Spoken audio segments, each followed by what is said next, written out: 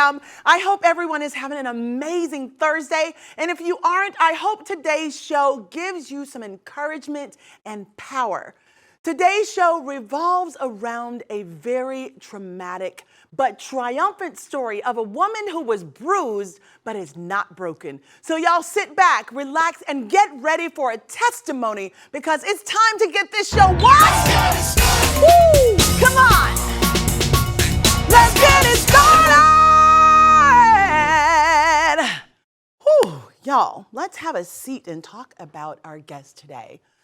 So my guest today is here to tell her story from childhood trauma to finding out her ex-husband was sleeping with her own father. Y'all, please help me welcome Miss Brenda J.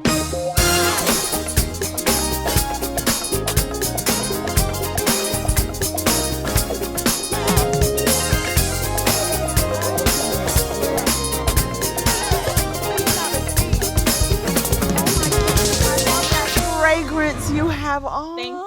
You're welcome. You're welcome. So, how are you today? I'm doing well. You're doing well. I feel really good. Good. I'm so glad to hear that. Thank you for coming to share your story with us today. There is so much to unpack, so I want to start with your childhood trauma. It all began from you being molested at such a young age. How did this story begin? So my mother was really young when she got married. Mm-hmm. And she got married to a family that believed in incest. The family believed in incest. The family believed in incest, and my mom had no clue. She was very young, naive, and they actually sleep with each other. Oh, wow. And they sleep with the children. So it started very young. I was 8 years old when I became addicted to sex. Oh my goodness. Yes. I started receiving orgasm at the age of 8.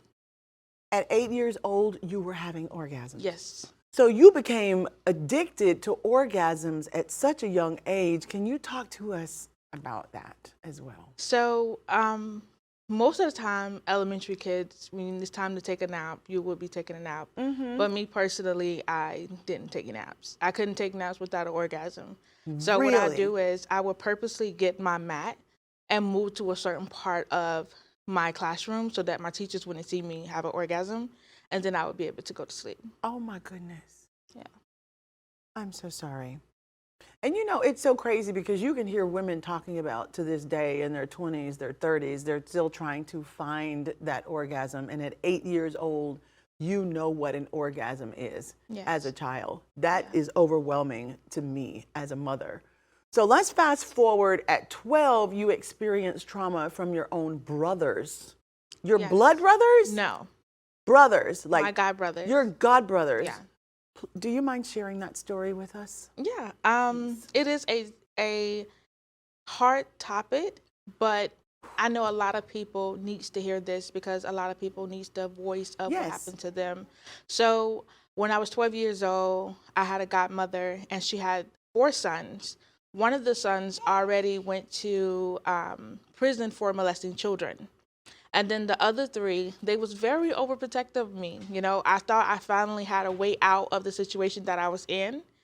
And unfortunately, finding safety with them, your safe place. Because they was doing it. It was, I was their little sister. They had me.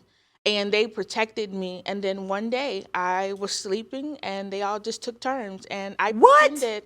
Yeah, I pretended like I was still asleep because I tell people all the time, you know, when a person is scared, their reaction is to cover themselves. So if I would have reacted at that moment, they probably could have killed me. So I just laid there. That is so true. That is so true. So you laid there with men that you trust, who you thought were your brothers, your god brothers, and they took advantage of you. Yes. Did this happen on multiple occasions? Did it happen more than once? That was actually the first time and only time it ever happened. Really? They took my virginity from me. No. Yeah. So while all of this is happening, your father is the bishop in the church, but you also found out that he was a sex offender. What was life like with your father, the sex offender bishop? Well, I really didn't know my dad growing up. I only seen him maybe twice as a child. And then, like, more of my adulthood is when I actually met my father. And I want to say around the age of 17, I actually saw a YouTube video of him getting arrested in front of so many people because he was around children. He's not allowed to be around any children. Because he's registered as a pedophile. Yes. Oh my goodness. So and you saw a YouTube video? I saw a YouTube video. This is how you got to know your father, or the first visual of him? Well, no, my mom already told me a lot of things. Oh, wow. Including the pastors sleeping with each other and the wives don't know, and, you know, the kids and stuff like that, how the children was involved. So that's how I knew about my father, was through my mom. And then I actually met him myself, and I wish I never did. Oh my goodness. He is like the picture of Rolling Stones. So what was the feeling when you met him? The first question I had in my head was, all you had to do was be a father. But you cannot expect, and I told him this before, I cannot expect you to be a father and understand the things that I've been through in life when you was doing someone else's child like that. Oh my gosh. No, not at all. And what did he say to that? Nothing. He couldn't speak. My dad is the type to sweep stuff under the rug. Like it doesn't exist. Like it never happened. Wow. Yeah. Now, Brenda, you spoke on how your mother married into a family that believed in incest. Can you talk to us a little bit about that? I mean, what families believe and actually practice incest in the United States of America? How can you believe in it? So basically, it's when you end up sleeping with knowingly your cousins and nieces and nephews, and you're knowingly doing it, you believe in it. Oh, wow. Yeah. Because it's just in your home and no one's regulating, saying anything. It just feels right. Well, the ringleader. The bishop. No. Okay. Well, she actually is a bishop. Oh, Jesus. The one who I'm talking about now. Okay. She knew, because she knew they was getting me out of her bed. And she actually caught me masturbating and didn't say anything. And as a child, I thought it was normal. But now as an adult, a mother, right, I realized that is not normal. Not at all. So, Brenda, with all your trauma at such a young age, what were your dreams and aspirations for when you grew up? What did you want to be as a child? I actually wanted to be a porn star. You wanted to be a porn Yes. star. So why is that? Because my childhood trauma, being molested majority of my life, all the way up, I ended up being a stripper. Really? And I was doing prostitution.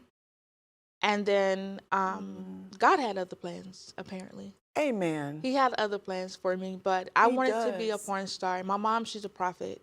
And I remember asking her, would she be embarrassed of me being, a porn star? And she just smiled, because she knew that God was not going to allow it, that he had another plan for me and what I'm doing now. And that's spreading awareness, telling my story, and helping other women and children.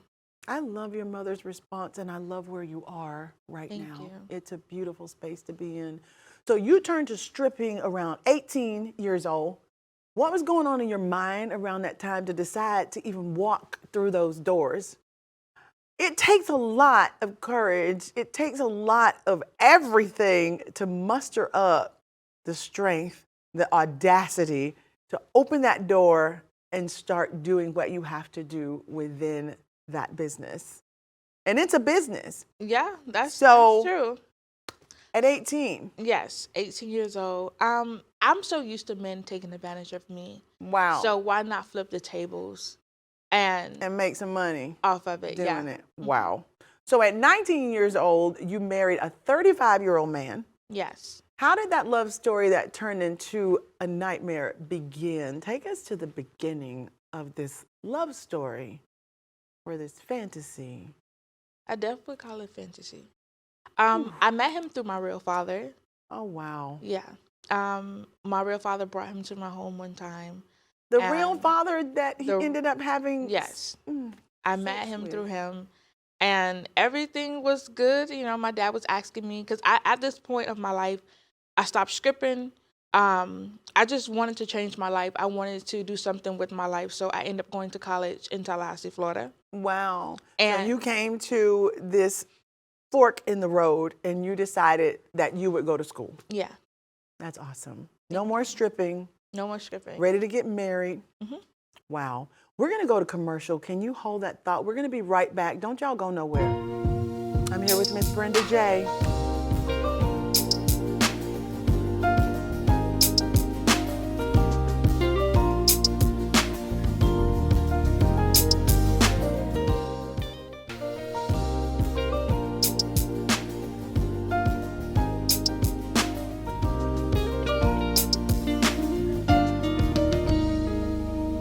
Hello and welcome back to the Sisaundra Show. I am here with Brenda J, and she is sharing her story with us. And I'd like to go back to the question that I'd ask you right before our commercial break, Brenda.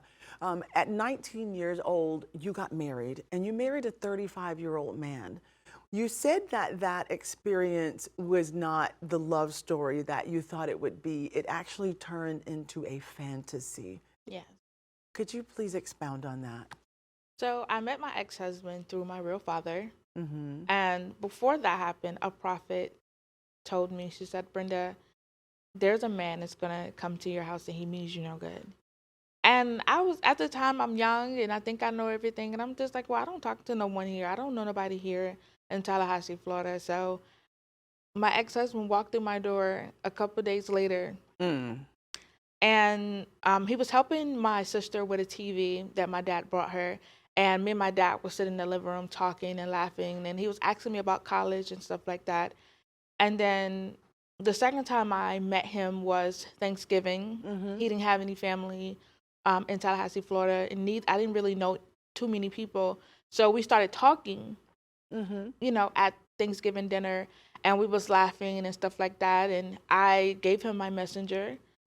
And we was just texting back and forth until the point we got on the phone. And it felt like a high school thing where you sleep on the phone all night. Really? Yeah. So that's how I met him. That's how you met him.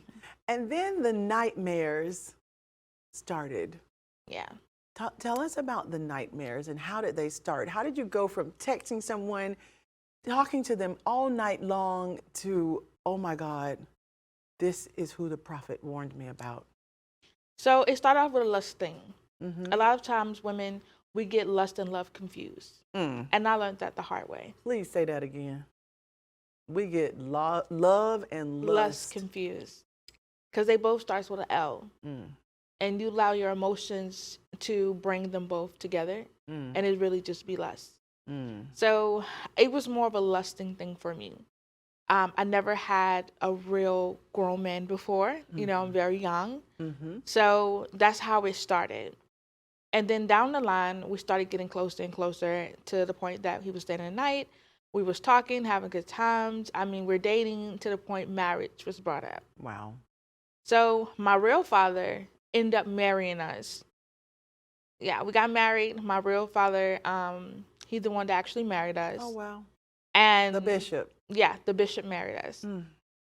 So down the line, everything was going good until I got pregnant with my oldest daughter, Elizabeth. So, and during this time when you got pregnant with your daughter, you found out that you were HIV positive. So I didn't find out about being HIV positive until after. After she was born? No, after I left him. Oh my God, really? Yeah. So the nightmares didn't end there. Something shocking happened between your father and your ex-husband. Yes. Please tell us. So it was one night. And this is the father that married y'all. Yes. So it was one night I was going through his phone. And normally I'm not the type to go through phones. I don't believe in going through phones. I believe if you're going through phones, you're looking for something to Right, and you'll find it. Right. So I was just going through his phone and I noticed something different about this picture. And the picture that I saw was someone backside. And I knew it was my father. No! Yeah. That's how I found out. Yeah. Did you say something to him? Did he come forward? I woke up, like, I mean, literally, like, this is me, like, being sneaky. And I was up at this point. After seeing that, I was like, oh. Fully woke. And in then every way. I just started swinging. Oh. Yeah. Yeah. What did he say? He just kept denying it, you know. But he knew I knew. And he didn't own up to it until last year. Really? Yeah. Did you confront your father? Yes. And what did your father have to say? Swept it right on the rug. And Like still in the pulpit? Still in the pulpit. Stop now. Yeah. No. So your life ended up doing a complete 180. But I want to know, how did you cope and heal through all of this trauma, like back to back to back to back? How? The promises of God. Well, that'll do it. Yeah. If it wasn't for God, like, giving me a piece of who I really am, I wouldn't be here talking to you. You are truly a testimony. Thank you. Thank you. So now you are happily married. I am. Yay! Tell us about what truly being loved feels like. It feels amazing. The word to actually use, too good to be true. Yeah. And so far you have found out that it's not too good to be true. He is truly amazing who he man. is. That's Yeah. amazing. So what was that conversation like, telling your partner that you're HIV positive? Well, I was nervous. I'm sure. I was really nervous. And some people call me a coward, but I know what it feels like to be rejected as a woman. People called you a coward? Why? Because the way I told my husband, I told him over the phone instead of face to face. That's because a lot of people don't understand, as HIV women, it's hard, especially if you wasn't born with HIV. You now have to went from not having to tell someone that you have that you're HIV positive versus having to tell someone you're actually HIV positive. So I know what it feels like to be rejected before, and it hurts. Yes. It hurts. You are already being reminded by taking the medicine every morning. Yes. Or every night. Yes. So I told my husband over the phone, and I said, hi, before this get any more, I am HIV positive, and this is how I got it. Wow. And his response was, okay. Really? That's it. I love that. That's it. That's beautiful.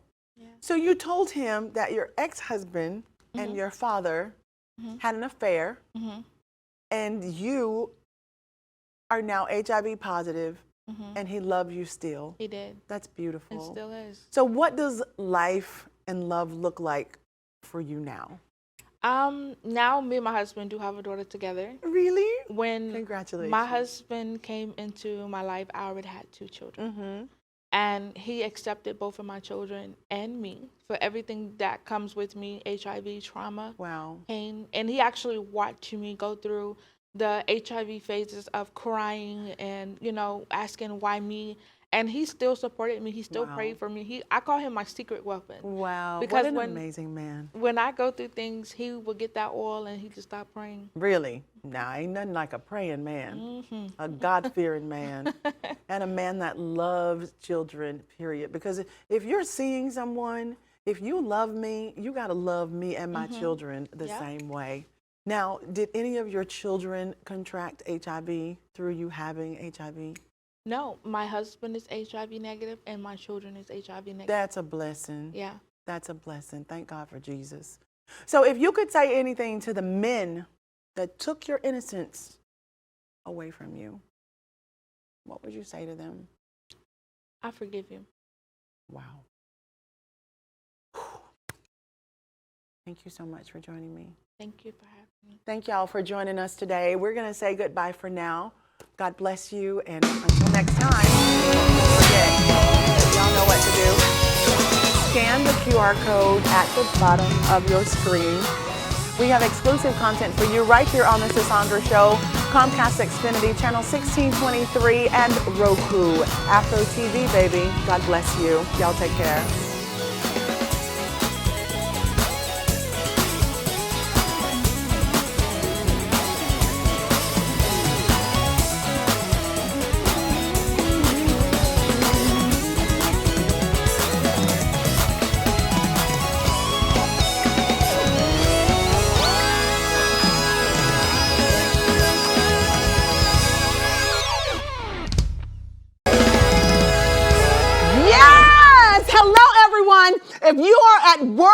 home, y'all drop everything and tune in because it's time for the Sisaundra Show! Yeah! Listen, I'm just kidding. Don't y'all get fired. Don't drop everything at work. Listen, speaking of fired, y'all